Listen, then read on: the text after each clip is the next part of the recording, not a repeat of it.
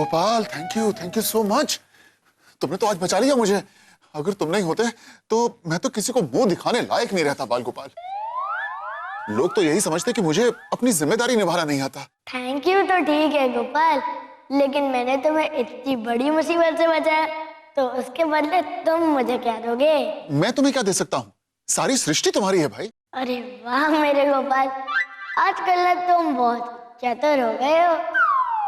वैसे तो जब देखो मुझे प्रोफेसर बनके डांटते रहते हो, और जब खुद की बारी आई तो मुझे भगवान बना लिया।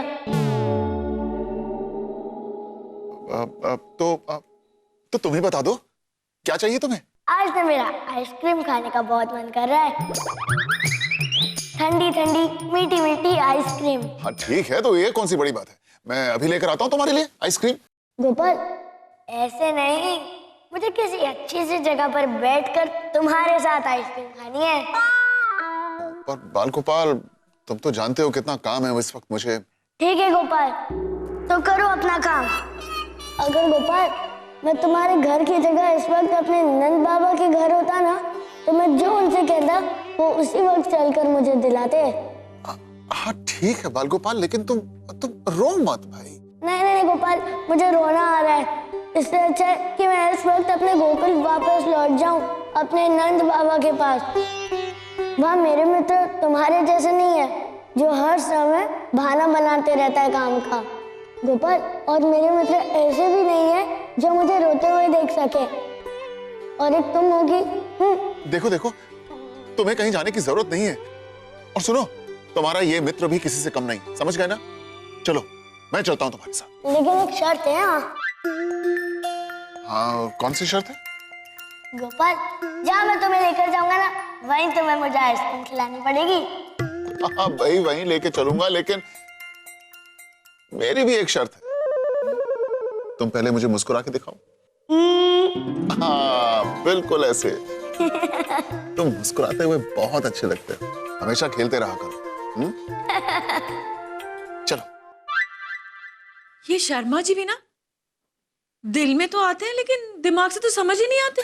ऐसे तो घर में इतना नाटक कर रहे थे कि कल डिनर पे जाएंगे, कल करेंगे, और अब ये चिट्ठी लिख के मेरे पर्स में डाल दी। Meet me at blue red royal restaurant for dinner. चाहते क्या है? इसलिए तो मैं आपसे कह रही थी मॉम कि पापा ऐसे नहीं है जैसा आप उन्हें समझ रही हैं। वो सच में बहुत ज्यादा बिजी थे और इसलिए वो हमें टाइम नहीं दे पा रहे थे। रह कहाँ गए शर्मा जी? इनके साथ ये भरोसा करते हुए ना, मतलब मैं 10 तक गिन रही हूँ, नहीं आए ना तो बस देखना फिर क्या करूंगी मैं इनका।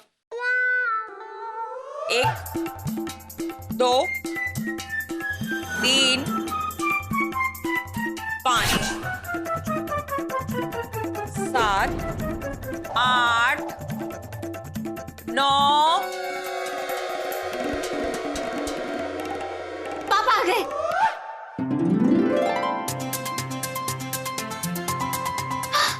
पापा आ गए।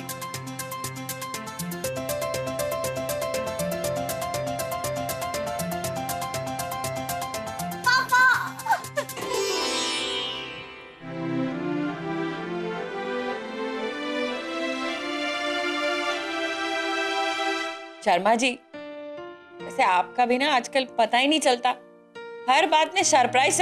हाँ, पहले मेरे बर्थडे की सरप्राइज पार्टी और अब हम सबके लिए ये सरप्राइज डिनर। मॉम, तभी तो पापा ने ये चिट्ठी लिख के आपके बैग में डाल दी थी। मुझे थोड़ी सी इंग्लिश बोलना सिखा दो ना।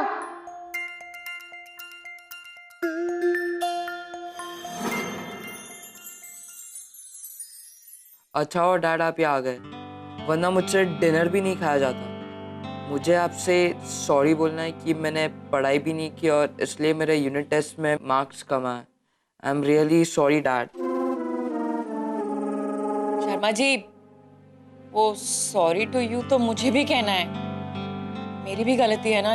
मुझे समझना चाहिए था कि आप पे बहुत सारी जिम्मेदारियां हैं, कॉलेज की, एग्जाम्स की, फ्री ट्यूशन की, इतना सब कुछ देखना पड़ता है आपको। Sorry to you, me too. अरे नहीं नहीं, सॉरी तो मुझे बोलना चाहिए तुम सबको। अपने काम की जिम्मेदारियों के आगे मैं ये भूल ही गया कि मेरा परिवार भी मेरी जिम्मेदारी। और जैसे मैं उस जिम्मेदारी से अपना मुंह नहीं मोड़ सकता, वैसे ही मैं इस जिम्मेदारी से भी अपना मुंह नहीं मोड़ सकता। Sorry Sadhana, sorry Raghu, sorry. It's okay. अच्छा सुनो, तुम लोग अपना खाना ऑर्डर करो, मैं आता हूं जरा। मान गया मैं तुम्हें बाल गोपाल, मैं तुम्हें मान गया। तुम मेरे वो सच्चे मित्र हो जो मुझे हर मुसीबत से बचाते भी हो और मुझे हर जिम्मेदारी का एहसास भी दिलाते हो। मैं तो हूँ ही तुम्हारा पथ प्रदर्शक। चाहे तुम्हें महाभारत के युग में गीता का ज्ञान देने का मौका हो या इस युग में, मैं हमेशा तुम्हें सही पथ दिखाऊंगा। याद रखो गोपाल, जीवन में परिवार और काम में संतुलन बनाना सीखो। परिवार और काम गाड़ी के वो दो पहिए हैं जो हमेशा साथ चलते रहने चाहिए, और वो भी एक ही गति में। इनमें से अगर एक भी पहिया दूसरे से तेज चलाना तो ये गाड़ी नहीं चल सकती। चलो जाओ और खाना खाओ, और हाँ, तेरे लिए आइसक्रीम ऑर्डर करना मत भूलना।